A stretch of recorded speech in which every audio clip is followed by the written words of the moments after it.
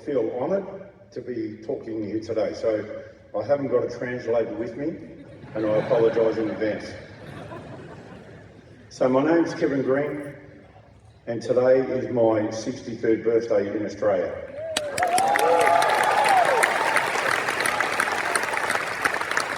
Because Australia is so advanced in time, tomorrow is my birthday here in America. So I'm 63 twice. Anyway, I'm totally honoured and grateful to have the chance to tell my story in front of this incredible people. Living donors, donor families, recipients and friends. Firstly, I'd like to thank Bill Ryan, his wonderful crew of workers, the local organising committee for their outstanding work to make this donor tribute happen and the game for themselves. I come from a big family, 17 kids, 12 boys, 5 girls, no twins. I was child number 13. I never thought I'd become so unlucky. My mum was the most passionate woman anyone could be. She was giving and loved her family truly. Everyone loved my mum. My dad, on the other hand, he was a brutal person. And he made me the person I am today because he must have known that I was going to be a troubled kid. I didn't have a relationship with my dad, and it was extremely tough growing up. There's an Australian movie called Swimming Upstream, where it was about a professional swimmer. I wasn't a professional, but I was not there. And a younger brother who couldn't put a foot out of line. And that was the relationship that I had with my dad. I was a very quiet kid growing up. A family of 17, how are you supposed to get a word in? Everything was good until September 1983, at the end of swimming season and at the end of footy season, when I wasn't feeling quite well. By the end of October, I was diagnosed with kidney failure. And the doctor told me one day in the near future, you will need a kidney transplant and you'll need dialysis. I was 19. 19, invincible, and still didn't listen to mum and dad. Fast forward 15 years, I kept myself pretty healthy on a strict diet until I come to the age of 34, when my mum passed away.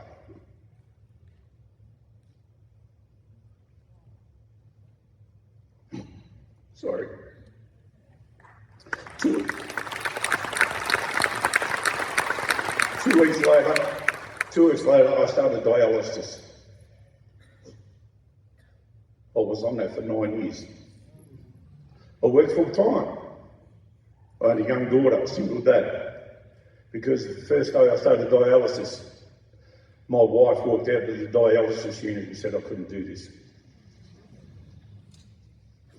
Anyway, 3 times a week, 5 hours a day, working full time, trying to raise, a 4 and 5-year-old daughter wasn't easy. But I wasn't going to let it beat me. My mum always told me, said, don't ever give up on anything. You only get defeated when you walk away from something you know you can beat. Then on the 22nd of October, or 22nd of August 2007, at 12:34 p.m. in the afternoon, when I'm up the 3rd story on an extension ladder painting my mate's place, my doctor rang me after being, I shouldn't be here. That's what he said to me 3 weeks before. And he said, Kev, we have a kidney for you. 9 years. Well, I didn't know at the time he was in a conference with 12 other doctors when he rang me on a speakerphone. So I dropped a few expletives. Unbeknownst to me, there were 12 professional doctors in the room. Anyway, I called my brother Colin. By the time I got the call and I made it to the Royal Melbourne Hospital, 25 minutes, there were 33 people waiting there for me. Family, friends, loved ones, guys from footy, I couldn't believe it.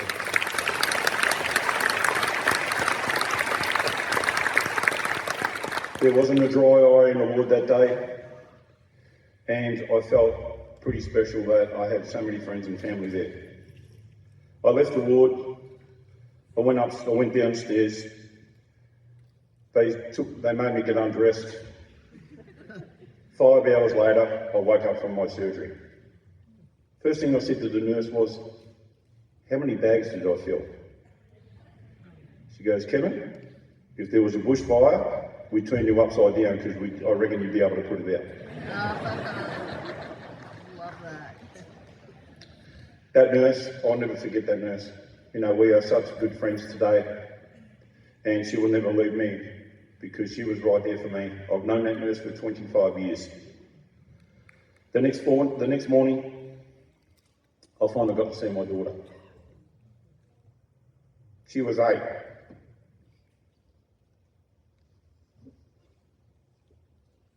One thing she said to me that day was, "I now have a healthy dad. I now have a healthy dad." How could an 8-year-old know that? She only knew one dad that was sick. But after my transplant, my love for that kid just grew wings. I took her off her mum when I was bed up because I couldn't take care of her when I was on dialysis. And today she still gives me grief. I remember it was day 2 and the nurse came in and she goes, third day, and she comes in, she goes, "I've got to take the catheter out." Well, the gills. I'm thinking this is it. She took it out. I went to the toilet about 2 minutes later to have my first natural pee.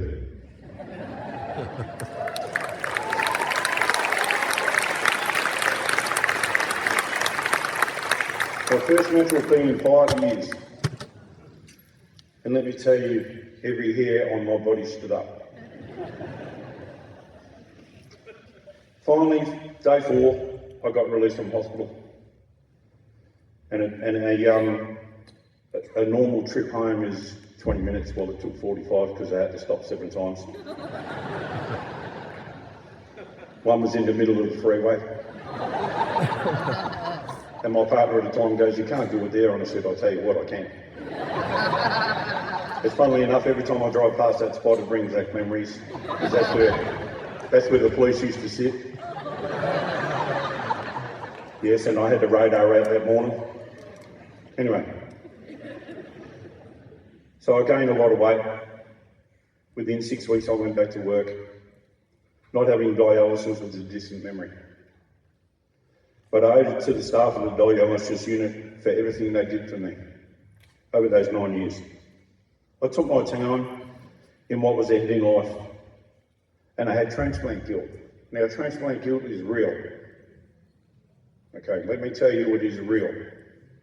I've seen both sides of the spectrum, transplant and donor families. After 4 years, I thought to myself, I've got to do something here. I went to my first Australian Transplant Games in 2010. And I bumped into a very special donor family. Her name was Leanne Campbell. At the time, I didn't really know much about donor families. She told me her story about her son, Meerkat. His name was Brett. I sat there for 3.5 hours listening to that lady tell my story about her son, who hurt himself on a boating ramp when a guy came down on a bike late at night. She rushed there 3 hours later. She finally got to Echuca where her son was, only to be told that she wasn't allowed to go in a helicopter to take him back to Melbourne. 3 hours later, she made it to Melbourne. That lady today is my best friend. In 2013, I started a Facebook group because Donate Life back home, but loved ones couldn't even share their story on their page. So I started my own group, Donor and Recipients group, and some of the donor families in here today are part of that group.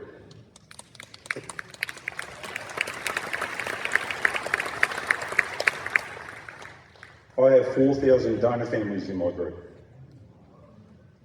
I have had many matches with recipients. Why not? If a guy crosses the road and another guy pushes him out the way, that guy's a hero. What about the person that saved 8 lives? The other guy's allowed to come on TV and tell him it's because you pushed him out the way.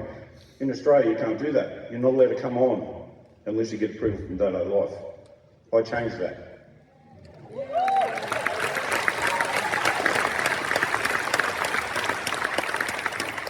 I have donor family dinners. I send donor families away. We have picnics together. It's a group where people understand each other, where they can come together without trying to get help from Donate Life, through the counselling service. What better way when one donor family is another donor family, when they put their arms around each other and they can sit there for hours exchanging stories about their loved ones.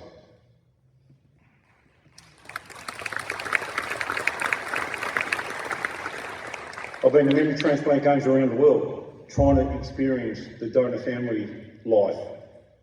England, here 4 times, Sweden. That's my passion. Nothing comes close to what you do here in America to donor families.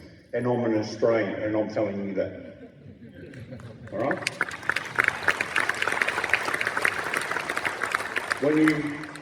When I come here because of you guys.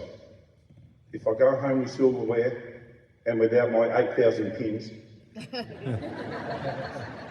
and my stuffed koalas, it's you guys. It's you guys that make it. I stand back in awe at the work that Bill Ryan and his staff do, whether it's a local transplant hospital. And I am in total awe of seeing another donor family put their arms around another donor family or, a total stranger, because that hug means so much. But in 2016, when I met a beautiful liver recipient, Jennifer Klaus, that started my passion for you guys, even more so.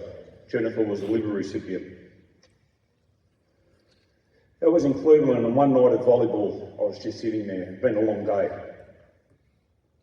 I seen this family walk up to me, and I knew she was in a world of pain, because my job back home is a health and wellbeing officer, and I can pick someone who is in pain a long way away. Her name is Judy Miller. Judy's here today with her husband Gary, and she changed my perspectives on anything to do with donor families. Judy, where are you? Judy Miller? Gary? Yes, mate.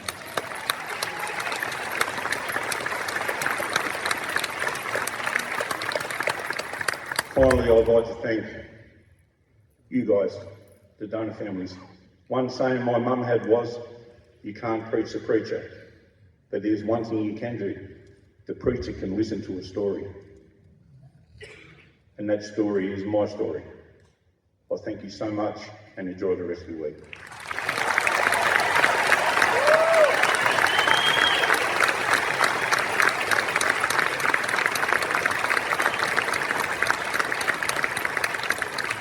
I think we see why Kevin is so well liked around the world. We love you!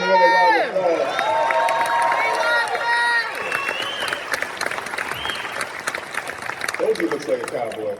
Yeah. Well, next, we're going to honor the lives